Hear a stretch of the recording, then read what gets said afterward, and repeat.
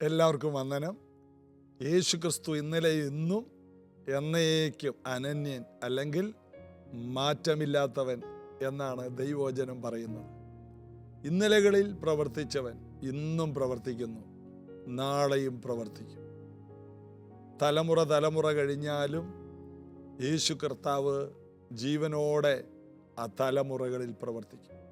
2000 വർഷങ്ങൾക്ക് മുമ്പ് നമ്മുടെ പിതാക്കന്മാരായ അപ്പോസ്തലന്മാരിൽ പ്രവർത്തിച്ച അതേ കർത്താവ് ഇന്നും അതുപോലെ തന്നെ അതിനേക്കാൾ കുറച്ചുകൂടി ശക്തിയോടെ ഈ അന്ത്യകാലത്ത് വിശ്വസിക്കുന്നവർക്ക് വേണ്ടി വ്യാപരിച്ചു കൊണ്ടിരിക്കുന്നു, പ്രവർത്തിച്ചു കൊണ്ടിരിക്കുന്നു. അതുകൊണ്ട് കർത്താവിൽ കൂടുതൽ നമുക്ക് ആശ്രയം വയ്ക്കാൻ കർത്താവ് ഇടയാക്കട്ടെ. നമ്മുടെ വേഗതയേക്കാൾ നമുക്ക് ഏറ്റവും പ്രധാനപ്പെട്ടതാണ് നമ്മുടെ ഡയറക്ഷൻ. ഏത് ദിശയിലേക്കാണ് പോകേണ്ടതെന്നാണ് നമ്മൾ ആദ്യം അറിയേണ്ടത്. ആ അറിവാണ് നമ്മുടെ വേഗതയേക്കാൾ പ്രധാനം. ദിശയെ അറിയില്ലെങ്കിൽ തെക്കോട്ട് വളരെ വേഗത്തിലോടി, അത് കഴിഞ്ഞ് കിഴക്കോട്ടോടി, അത് കഴിഞ്ഞ് പടിഞ്ഞാറോട്ടോടി, ഏറ്റവും ഒടുവിൽ വരുമ്പോഴേക്കും സമയം കഴിഞ്ഞിരിക്കും. ആദ്യം ദിശ നന്നായി അറിയുക, എന്നിട്ട് മുന്നോട്ട് ഓടുക. കർത്താവിനെ അറിയുമ്പോൾ നമുക്ക് ലഭിക്കുന്നത് നമ്മുടെ ദിശ, നമ്മുടെ ഡയറക്ഷൻ കറക്റ്റാകുകയാണ്. എന്തിനാണ് ഈ ഭൂമിയിലേക്ക് വന്നത്? എന്തിനാണ് രക്ഷിക്കപ്പെട്ടത്? എന്തിനാണ് ഈ ഭൂമിയിലെ ജീവിതം കൊണ്ട് അർത്ഥമാക്കുന്നത്? ഇതെല്ലാം മനസ്സിലാക്കി കഴിയുമ്പോൾ, രക്ഷയുടെ ഗുണം മനസ്സിലാക്കി കഴിയുമ്പോൾ, ആ വ്യക്തി പിന്നീടാണ് അവൻ്റെ വേഗത എടുക്കേണ്ടത്. അതുവരെയും സ്ലോ ആയി പോയിരുന്നത് സാരമില്ല. എന്നാൽ യേശുവിനെ അറിഞ്ഞു കഴിയുമ്പോൾ പരമവിളിയുടെ ലാക്കിലേക്ക് ആഞ്ഞും കൊണ്ടോടുന്നു. ഇനിയാണ് വേഗതയുടെ ആവശ്യം. അതിനു മുമ്പ് വേഗതയുടെ ആവശ്യം അത് നാശമായിരുന്നാലേ. നാശത്തിലേക്കുള്ള വേഗതയായിരുന്നു യേശുവിനെ അറിയാത്ത കാലത്ത്. മരണത്തിൽ നിന്ന് മരണത്തിലേക്ക് ഉള്ള വാസന എന്നാണ് പൗലോസ് അതിനെ പറയുന്നത്. ചിലർക്കോ ജീവനിൽ നിന്ന് ജീവനിലേക്കുള്ള വാസന. ഇത് തിരിച്ചറിയുവാൻ കർത്താവ് കൃപ തരട്ടെ. ആദ്യം നമ്മുടെ ഡയറക്ഷൻ കറക്റ്റാണെങ്കിൽ പിന്നീട് വേഗത കൊണ്ട് നമുക്ക് പ്രയോജനമാണ്. വേഗത എന്നുള്ളത് ഡയറക്ഷൻ്റെ ശേഷമാണ് അതിന് പ്രാധാന്യമുള്ളത്. അതുകൊണ്ട് ആദ്യം കർത്താവിലേക്ക് എല്ലാവരുടെ ഹൃദയം ഒന്ന് തിരിയട്ടെ. അതിനുവേണ്ടി നമുക്ക് പ്രാർത്ഥിക്കാം. അതിനുശേഷം വേഗത്തിൽ കുതിച്ചു മുന്നേറുവാൻ കർത്താവ് കൃപ തരട്ടെ. അപ്പോസ്തല പ്രവൃത്തിയിൽ 13-ാം അധ്യായത്തിൻ്റെ 12 വരെ നമ്മൾ വായിച്ചു. ഈ ഉണ്ടായത് ദേശാധിപതി കണ്ടിട്ട് കർത്താവിൻ്റെ ഉപദേശത്തിൽ വിസ്മയിച്ചു. കർത്താവിൻ്റെ ഉപദേശത്തിൽ കാണാനുണ്ടെന്ന്. കാലങ്ങൾ കഴിഞ്ഞപ്പോൾ കർത്താവിൻ്റെ ഉപദേശത്തിൽ കേൾക്കാൻ മാത്രമേ ഉള്ളൂ. ദേശാധിപതി കണ്ടിട്ട് ഈ ഉപദേശത്തിൽ വിസ്മയിച്ച് വിശ്വസിച്ചു. കർത്താവിനെ കുറിച്ചുള്ള ഉപദേശത്തിൽ അത് കേട്ടിട്ട് വെറുതെ വിശ്വസിച്ചാൽ പോരാ, കണ്ടിട്ട് വിസ്മയിച്ച് വിശ്വസിക്കുന്നത് അത് വ്യത്യാസമാണ്. മറ്റുള്ളവരെ ആശ്ചര്യപ്പെടുത്തുന്ന ഒരു ഉപദേശം. ഈ ഉപദേശത്തിനകത്ത് അത്ഭുതങ്ങളുടെ പരമ്പരയുണ്ട്. യേശു ദേവാലയത്തിൽ ചെന്നപ്പോൾ ഭൂതങ്ങളോട് സംസാരിക്കരുത്, വിട്ടുപോകുന്നു പറഞ്ഞപ്പോൾ അവ നിലവിളിച്ചുകൊണ്ട് ആ ഭൂതങ്ങൾ വിട്ട് മനുഷ്യരെ സ്വതന്ത്രമായി ഇട്ടേച്ചു പോയപ്പോൾ ദേവാലയത്തിലുള്ളവർ ഇതെന്തൊരു ഉപദേശം, ഭൂതങ്ങളും ഇവന് കീഴടങ്ങുന്നല്ലോ എന്ന വാക്ക് പറഞ്ഞ് ആ ഉപദേശത്തിൽ ആശ്ചര്യപ്പെട്ടു. മറ്റുള്ളവരെ ആശ്ചര്യപ്പെടുത്തുന്ന രീതിയിലുള്ള സുവിശേഷീകരണമാണ് ഇനിയുള്ള കാലങ്ങളിൽ നമുക്കാവശ്യം. കാരണം ഇന്ന് മനുഷ്യരെ ആശ്ചര്യപ്പെടുത്തുവാൻ എല്ലാ നിലയിലും മീഡിയ പലതും പുറത്തു കൊണ്ടുവരുന്നുണ്ട്. ജനങ്ങളുടെ ശ്രദ്ധയെ പലതിലേക്കും തിരിക്കുവാൻ. അതൊന്നും മനുഷ്യന് ഉപകാരമുള്ളതല്ല. എന്നാൽ ദൈവവചനത്തിലുള്ള ആശ്ചര്യങ്ങളെല്ലാം ജനങ്ങൾക്ക് വിടുതലും സൗഖ്യവും കൊണ്ടുവരുന്നതാണ്.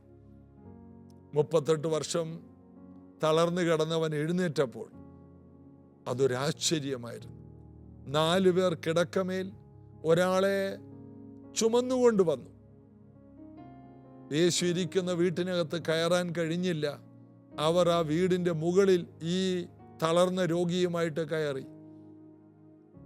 എന്നിട്ട് യേശു ഇരിക്കുന്ന സ്ഥലം അവരെ ഓട് പൊളിച്ചു. എനിക്ക് തോന്നുന്നു ആദ്യം പത്രോസ് ഇരിക്കുന്ന സ്ഥലമായിരിക്കും അവർ പൊളിച്ചത്. വീണ്ടും ആ ഓടടക്കേണ്ടി വന്നു. പത്രോസിൻ്റെ ആ നോട്ടത്തിൽ അവർ പേടിച്ചു പോയി കാണും. അടുത്തത് യൂദ ഇപ്പുറത്ത് ഇരുന്ന്, അവൻ അവിടെ ഇരുന്ന് പൈസ എണ്ണുകയാണ്. ആ ഓടായിരിക്കും പൊളിച്ചത്. നോക്കുമ്പോൾ അവിടെയും കർത്താവിനെ കാണുന്നില്ല. വീണ്ടും ആ ഓട് അടച്ചിട്ട് അടുത്ത സ്ഥലത്ത് അവർ ഓട് പൊളിച്ചു. അല്ലെങ്കിൽ ഇത്രയും കൃത്യമായിട്ട് എങ്ങനെ ഓട് പൊളിക്കും? യേശു അപ്പോഴൊന്നും മറുപടി പറയുന്നില്ല. കുഞ്ഞുങ്ങളെ, നിങ്ങൾ ഈ ഓടും പുറത്തൊന്നും കയറണ്ട, നിങ്ങൾ വീട്ടിലോട്ട് പോ. ഇല്ല, നിങ്ങളുടെ വിശ്വാസം വിസ്മയിക്കത്തക്ക രീതിയിലുള്ള ഒരു വിശ്വാസം നിങ്ങൾ പുറത്തെടുക്കണം. മറ്റുള്ളവരെ വിസ്മയിപ്പിക്കുന്ന ഒരു വിശ്വാസം, അത് അവർ പുറത്തെടുത്തു. ഉടനെ അവരെ വിസ്മയിപ്പിക്കുന്ന ഒരു കാര്യം യേശുവും ചെയ്തു. കിടക്കെടുത്ത് വീട്ടിലോട്ട് പോവുക.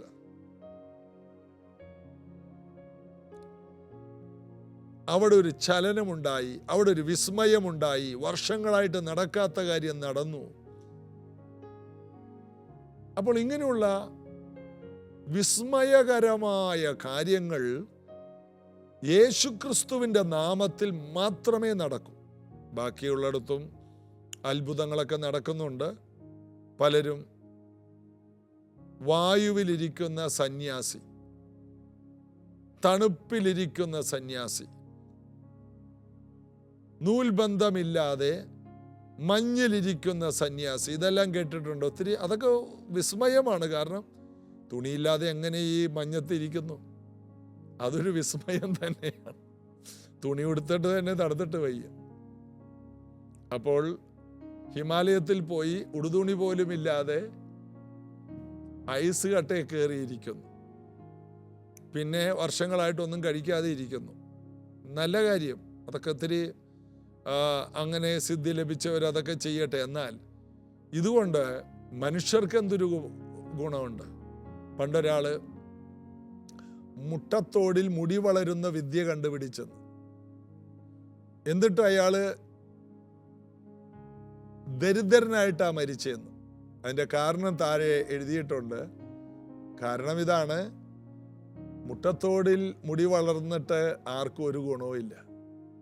എന്നാൽ ആ വിദ്യക്കാരൻ എൻ്റെ തലയിൽ ഇത്തിരി മുടി വളരാനാണ് മരുന്ന് കണ്ടുപിടിച്ചിരുന്നെങ്കിൽ എന്നെ പോലുള്ളവർക്ക് ഇതൊരു വിസ്മയമായ. മനുഷ്യർക്ക് ഗുണമില്ലാത്ത എല്ലാ വിസ്മയങ്ങളും ദൈവത്തിൽ നിന്നല്ല. ദൈവം ചെയ്യുന്ന ഒരു വിസ്മയം, ദൈവം ചെയ്യുന്ന ഒരു അതിശയം, അത് മനുഷ്യർക്ക് ഗുണമാണ്. യേശു കടലിൻ്റെ മീതെ നടന്നു. യേശു വെറുതെ അല്ല നടന്നത്. കാറ്റും കോളും ഉള്ളപ്പോൾ അവരുടെ അടുക്കൽ എത്താനാണ് നടന്നത്. യേശു കടലിൻ്റെ മീതെ നടന്നത് അവിടെ ഒരു പ്രാവശ്യം എഴുതിയിട്ടുണ്ട്. 1 or 2 പ്രാവശ്യം അവിടെ ഇങ്ങനെ എഴുതിയിട്ടുള്ളതായിട്ട് നമുക്ക് കാണാം. മനുഷ്യന്റെ ആവശ്യത്തിൻ്റെ നടുവിലാണ് പേടിച്ചിരിക്കുന്ന ശിഷ്യന്മാർ. പടക് മുന്നോട്ട് പോകാതെ അവർ നടുക്കടലിൽ കിടക്കുമ്പോൾ യേശുവിന് അവരുടെ അടുക്കൽ ചെല്ലണമായിരുന്നു. അല്ലാതെ ഞാൻ വലിയ പുള്ളിയാണ് എന്ന് കാണിക്കാൻ യേശു എങ്ങും അത്ഭുതം ചെയ്തില്ല. ലാസറിനെ പുറത്തിറക്കുന്നത് പോലും ഒരു നന്മ ചെയ്തുകൊണ്ടാണ് ദൈവം ജീവിക്കുന്നു, താൻ ദൈവപുത്രനാണെന്ന് തെളിയിച്ചത്. കാനാവിലെ കല്യാണ വീട്ടിൽ മറിയ നിർബന്ധിച്ചിട്ടും എൻ്റെ സമയമായിട്ടില്ലെന്നാ പറഞ്ഞത്. അതായത് ഇതെല്ലാം ദൈവത്തിൻ്റെ പ്രോഗ്രാമാണ്. ഇത് ആൾക്കാരെ അതിശയിപ്പിക്കുന്ന ഒരു മാർഗമല്ല, ജനങ്ങൾക്ക് വിടുതൽ കൊടുക്കുന്ന ഒരു മാർഗമാണ്. കാനാവിലെ കല്യാണ വീട്ടിലും ഏറ്റവും നല്ലത്, ഏറ്റവും ഒടുവിൽ പുറത്തെടുക്കുന്നത് നമുക്ക് കാണാം. അങ്ങനെയാണ് യേശു തൻ്റെ മഹത്വം വെളിപ്പെടുത്തിയത്. മറ്റുള്ളവർക്ക് നന്മ ചെയ്യുന്ന അതിശയങ്ങൾ പരിശുദ്ധാത്മാവിൻ്റെ പ്രവൃത്തിയാണ്. ഇതാ അവിടെ നമ്മൾ വായിക്കുന്നത് 13:12. ഈ ഉണ്ടായത് ദേശാധിപതി കണ്ടിട്ട് കർത്താവിൻ്റെ ഉപദേശത്തിൽ വിസ്മയിച്ചു. വിസ്മയിപ്പിക്കുന്ന അത്ഭുതങ്ങൾ, വിസ്മയിപ്പിക്കുന്ന കാര്യങ്ങൾ ഇത് കേൾക്കുന്ന പലരുടെയും ജീവിതത്തിൽ സംഭവിക്കാൻ പോകുന്നു എന്ന് ദൈവാത്മാവിൽ ഞാൻ പറയുന്നു. നിങ്ങളുടെ വീടുകളിൽ ഇനി ഒരിക്കലും നടക്കില്ലെന്ന് ചിന്തിച്ച പല കാര്യങ്ങളും അത്ഭുതകരമായിട്ട് നടക്കും. വിസ്മയങ്ങൾ ഉണ്ടാകും. അത്ഭുതങ്ങൾ കാണുമ്പോൾ നിങ്ങൾ വിസ്മയിക്കും. എങ്ങനെ ഇത് സംഭവിച്ചു? ഞങ്ങളുടെ വീട്ടിൽ നടക്കാൻ സാധ്യതയില്ലല്ലോ, വർഷങ്ങൾ നടന്നില്ലല്ലോ. അതെ, നിങ്ങളുടെ വീടുകളിൽ വലിയ അത്ഭുതങ്ങളുടെ സമയമായി. നിങ്ങളുടെ ഭവനങ്ങളിൽ വലിയ വിടുതലുകൾക്ക് സമയമായി. നിങ്ങളുടെ വീടുകളിൽ വലിയ ദൈവപ്രവർത്തിക്ക് സമയമായി. വലിയ സൗഖ്യങ്ങളുടെ സീസൺ തുടങ്ങുകയാണ്. യേശുവിൻ്റെ നാമത്തിൽ വർഷങ്ങളായി കാണാത്ത വിടുതലുകൾ ഭവനങ്ങളിലേക്ക് യേശുവിൻ്റെ നാമത്തിൽ ഉളവായി വരട്ടെ. വിസ്മയിക്കുന്ന, അതും സാധാരണക്കാരല്ല, ദേശാധിപതി, ദേശത്തെ ഉന്നതന്മാർ പോലും അത്ഭുതങ്ങൾ കാണും. സാധാരണക്കാർ ദൈവസന്നിധിയിൽ ഓടി വരും, അവരത്ഭുതങ്ങൾ കാണും. എന്നാൽ ദേശത്തിലെ ഏറ്റവും ഉന്നതന്മാർ, അവരെ പോലും വിസ്മയിപ്പിക്കുന്ന ദൈവപ്രവർത്തികൾ ദൈവരാജ്യത്തിൽ വെളിപ്പെടാൻ സമയമായി. വർഷങ്ങളായി കാണാത്തത്, പിശാച് മണ്ണിട്ട് മൂടിയ ഉറവകൾ, അബ്രഹാമിൻ്റെ ചില ഉറവകൾ ഫെലിസ്തീർ മണ്ണിട്ട് മൂടിയതുപോലെ പിശാച് അപ്പോസ്തലന്മാരുടെ കാലത്തുണ്ടായിരുന്ന വലിയ വിസ്മയിപ്പിക്കുന്ന അത്ഭുതങ്ങൾ പിശാച് മണ്ണിട്ട് മൂടിയെങ്കിൽ ഈ കാലഘട്ടത്തിലെ ഇസഹാക്കമാർ അത് കുഴിച്ചെടുത്ത് അതിൻ്റെ ഉറവ കാണണം. അതിൻ്റെ സമയമായി, അത്ഭുതങ്ങളുടെ സമയമായി. അത്ഭുതങ്ങൾ നടന്നേ മതിയാകും. എല്ലാ വഴികളും അടയുമ്പോഴാണ് അത്ഭുതങ്ങൾക്ക് പ്രസക്തിയുള്ളൂ. ചെങ്കടൽ ഉണ്ടെങ്കിലേ ആ വാതിൽ തുറക്കുമ്പോൾ, ചെങ്കടൽ പിളരുമ്പോൾ, വഴി അടയുമ്പോഴാണ്, യാതൊരു സാധ്യത ഇല്ലാത്തപ്പോഴാണ് ചെങ്കടൽ തുറക്കുമ്പോൾ അവിടെ വലിയ മഹത്വമുണ്ടാകുന്നത്. കൊയ്ത്തുകാലത്ത് യോർദാൻ കവിഞ്ഞൊഴുകുന്ന സമയത്താണ് അവിടെ വലിയ ഒരു വാതിൽ അവിടെ തുറന്നു വരുന്നത്. ഒരു ഉണങ്ങിയ നിലം. അവസാനത്തെ വ്യക്തിയും കടന്നു പോകുവോളം പെട്ടകം ചുമക്കുന്ന പുരോഹിതന്മാർ യോർദാനിൽ ഉറച്ചു നിന്നു എന്ന് നമ്മൾ വായിക്കുന്നു. യോശുവയുടെ പുസ്തകത്തിൻ്റെ ആരംഭ അധ്യായങ്ങൾ 3, 4 വായിക്കുമ്പോൾ കാണാം. അന്ന് ദൈവം എല്ലാവരും കാണുക യോശുവയെ വലിയവനാക്കി. എന്താണ്? വിസ്മയിപ്പിക്കുന്ന കാര്യങ്ങൾ യോശുവയിലൂടെയാണ് സംഭവിച്ചത്. അത് ഒത്തിരി പേർക്ക് ഉയർച്ചകളാണ്, നന്മയാണ്, മാന്യതയാണ്. കർത്താവിൻ്റെ കരം ചലിക്കണം. കർത്താവ് അത്ഭുതങ്ങൾ ചെയ്യാൻ തയ്യാറാണ്. ആ അത്ഭുതങ്ങൾക്ക് വേണ്ടി കർത്താവ് നമ്മെ നോക്കിയിരിക്കുകയാണ്. അതുകൊണ്ട് ഈ സീസണിൻ്റെ യോശുവമാരായി, പൗലോസ്, ബർണബാസുമാരായി നമുക്ക് എഴുന്നേൽക്കാം, പ്രാർത്ഥിക്കാം. യേശുവേ, ഞങ്ങളെ ഏൽപ്പിക്കുന്നു. അസാധാരണമായ കാഴ്ചകൾ, അസാധാരണമായ ദൈവപ്രവർത്തികൾ, വിസ്മയിപ്പിക്കുന്ന ദൈവപ്രവർത്തികൾ കാണാൻ ഇതാ ഞങ്ങളെ സമർപ്പിക്കും. ഇന്നുവരെ കാണാത്ത വലിയ കാര്യങ്ങളെ കൊണ്ട് സഭയെ അങ്ങ് ചലിപ്പിക്കണമേ. ഇതുവരെ കാണാത്തത് 2000 വർഷങ്ങൾക്ക് മുമ്പ് അപ്പോസ്തല പ്രവൃത്തിയിൽ ഞങ്ങൾ വായിക്കുന്നതെല്ലാം അതിൻ്റെ പല മടങ്ങായി ഇന്ന് ഞങ്ങളുടെ ജീവിതകാലത്ത് വീടുകളിൽ, സഭയിൽ, ഞങ്ങൾ പോകുന്നിടത്തെല്ലാം വെളിപ്പെട്ടു വരുവാൻ ഞങ്ങൾ പരിശുദ്ധാത്മാവിൽ ആശ്രയിക്കുന്നു. അങ്ങ് ഞങ്ങളെ പറഞ്ഞയക്കണം പരിശുദ്ധാത്മാവേ. ഇത് കേൾക്കുന്നവരുടെ മേൽ ഒരു അഭിഷേകത്തിൻ്റെ അടുത്ത ലെവൽ വെളിപ്പെട്ട് വരട്ടെ, യേശുവിൻ നാമത്തിൽ. ആമേൻ. കൂടുതൽ പരിശുദ്ധാത്മാവിൽ ആശ്രയിക്കാം, വലിയ കാര്യങ്ങൾ പ്രാപിക്കാം. നാളെ ഇതേ സമയത്ത് കാണാം. God bless you.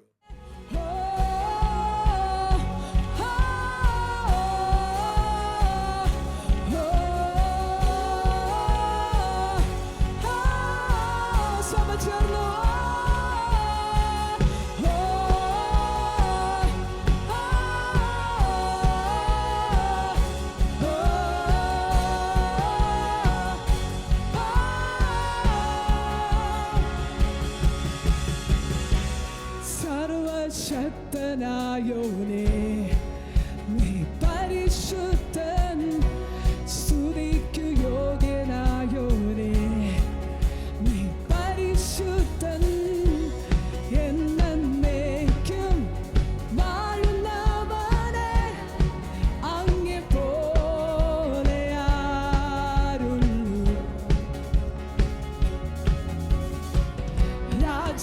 രാജാക്കന്മാരിലും ഉന്നതൻ അത്യുന്നതൻ നീയേ ഓ രാജാക്കന്മാരിലും ദേവന്മാരാരിലും ഉന്നതൻ അത്യുന്നതൻ നീയേ നീ എന്നും പരിശുദ്ധൻ നീ എന്നും സർവശക്തൻ നീ എന്നും യോഗ്യനായോനേ യേശുവേ നീ എന്നും പരിശുദ്ധൻ നീ എന്നും സർവശക്തൻ നീ എന്നും യോഗ്യനായോനേ യേശുവേ ഓ